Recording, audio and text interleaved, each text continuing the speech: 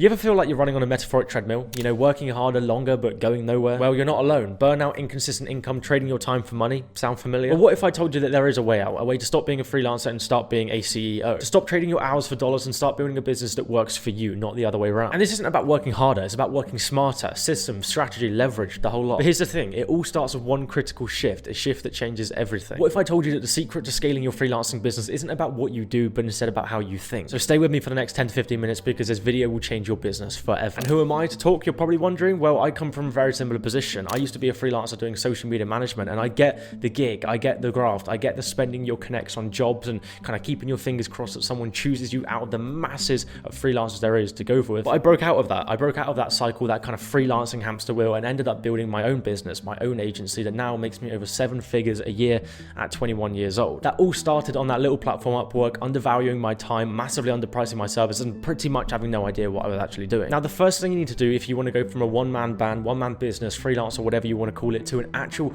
business that scales and works for you, you need to make a mindset shift from a freelancer to a CEO, because that is your immediate bottleneck. The problem that you're most definitely facing is the fact that you see yourself as a freelancer. And as a freelancer, you're always going to have limitations. You're going to have limitations on your time, how much you price your services. You're going to have limitations on what you feel like you can offer and have that kind of imposter syndrome of feeling like you're actually good at your service. The problem is that you see yourself as a solo worker. You don't see yourself as a business owner, and that will always cap your potential. So you almost need to reframe your identity from I am a freelancer to I'm running a business, because how many freelancers do you know that make millions of dollars a year? Probably very few. How many agencies and businesses do you know that make millions of dollars a year? Probably many more. And the reason being is because being an agency, a real business owner, allows you to expand. It allows you to utilize leverage, systems, and processes to actually almost double yourself, double your input, and double your output. But as a freelancer, you will always be the sole life and blood of the business, which means that you are the business, which means that it runs on your time, on your clock. If you have a day where you're not feeling very well, your business has a day where it doesn't do very well. You can't afford to do that if you want to scale into something tangible and scalable. I mean, the simple shift that I made was literally just transitioning from a freelancer to an agency. And it sounds ridiculous. It almost sounds like there isn't a difference at all, but I promise you that that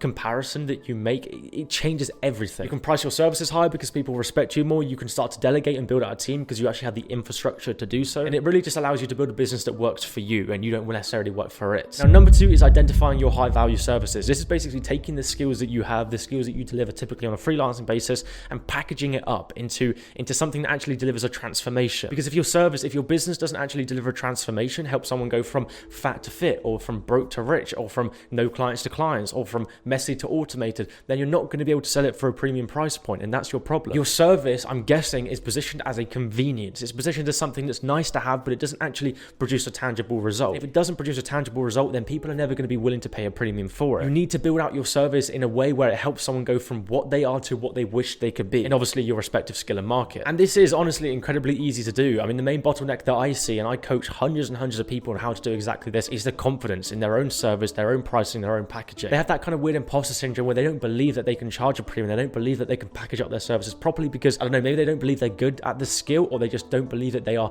deserving of the money that they could potentially make. And that's a big thing as well. Feeling like you don't actually deserve a high price point will constantly keep your potential limited. And the way to get out of that is just to understand that there are people out there that are far stupider than you, far worse at the skill, far worse at the delivery, far worse at everything, that are making so much more money than you because they have confidence in their own service. I mean, you'll be surprised of how many people myself and my team have spoken to where we've helped them change their pricing and they start charging a much higher price point and they get frustrated because they didn't do that sooner. Now, the third thing is to build systems that scale your work, because as a freelancer, you are stuck doing everything. You are wearing multiple hats, you are spinning multiple plates, and that limits your growth, because as a person, you have 2 things that you can spend every single day. You have time and energy. That is quite literally it. And everything that you make out of the day comes from those 2 things, time and energy, which means that it's finite. It's always going to be limited. And the way to actually kind of double your output while still putting in the same input is to build systems and delegate, which kind of moves me on to point 4 as well, which is hiring and delegating to a team of people that you can trust. Now, building systems and delegating is very, very similar. Building systems is more about systemizing your processes in your work, taking or identifying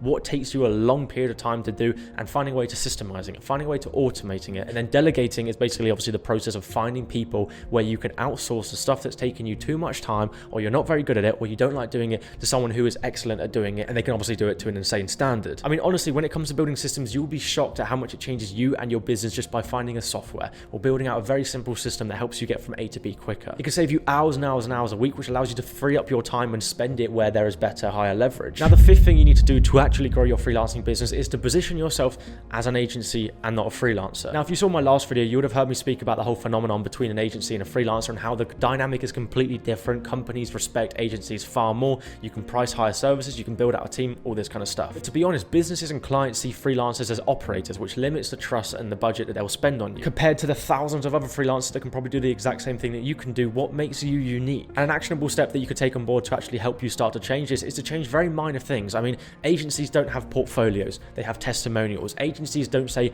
I do this, I do that. They say, we do this, we do that. Agencies don't have portfolio websites, they have landing pages, they have funnels. These are minor things that you can change that will change how someone perceives you, and that is incredibly important because how someone perceives you is how valuable they deem you are. And if you want to be more valuable, you want to make more money, they need to perceive you in a higher light. And also, a more professional image always attracts bigger paying clients, bigger paying projects, just as a result because they see you as a legit business, as like an entity. Step 6 is to market your business like a professional. And I get it, I was stuck on the exact same hamster wheel that you are, where you can't market yourself on platforms like Upwork or Fiverr. You quite literally cannot, because there is no way that you can make yourself stand out. Sure, you can improve your profile, sure, you can improve your cover letter, but that is quite literally it. If you want to really grow as a freelancer, if you want to turn your one-man business, whether you do B2B, whatever it may be, to an actual business that you can scale and you can grow from 5, 10, 15, 20k a month, then you need to learn how to market yourself. Whether you do this through content, whether you do this through ads, whether you do this through, I don't know, SEO, blog writing, whatever it may be, you need to get yourself out there. You need to position yourself as different to all the rest of the freelancers. And this also comes into learning how to outreach properly. I mean, personally, the way that I did it, the way that I transitioned from a freelancer to an agency was literally by doing two things: creating content to position myself as a professional, position myself as like the trusted authority figure, and also do outreach. Like, don't wait for people to come to you, outreach to them with a good, no-brainer, bulletproof offer. And you can do this on LinkedIn, you can do this on cold email, you can do it on social media, and then when combined with creating content, with building up your own trust and authority through making content, building a personal brand, you've got an absolute killer formula where you marketed yourself perfectly so people will start coming to you. You want to position yourself as a kind of magnet, you know, where people trust. And the final thing that I'll mention that you want to do if you actually want to grow your freelancing business is to scale beyond yourself. You need to build something that is bigger than yourself. I can't remember who said it, probably someone like Warren Buffett, but he said that you will not get rich if you don't find a way to make money whilst you sleep. And you cannot do that as a freelancer. There is no physical way, which is why you need to start to build a business that runs without you. Now, there is so much stuff that I can go into in terms of actually building a business that works for you as per to you working for it, which I can't go into in this video, but I will leave a video at the end of this video which explains the steps that you have to go through to go from nothing to your first 10k to 20 to 50 to 100k, and it talks about how to actually build a team and delegate and build a business that helps you live the life that you want to live because you've built it in a systematic, perfect way. Your vision needs to be on building a business that generates income without your direct involvement, because when you can do that, you can scale as far and as wide as you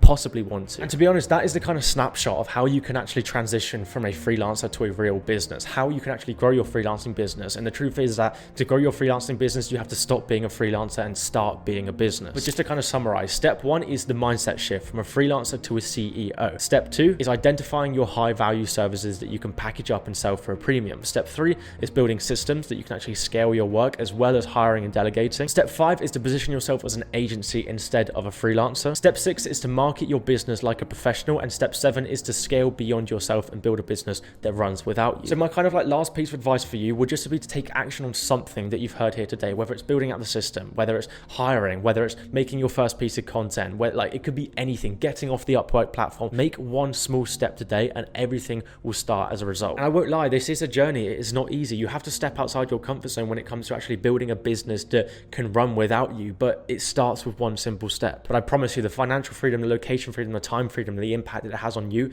and your life, it's well worth it. And I've also got an hour-long free training video that is well worth the watch that I'll leave at the top of the description below, which teaches you how to monetize any skill you have, which is going to be perfect for you if you've enjoyed this one. So I'll see you there.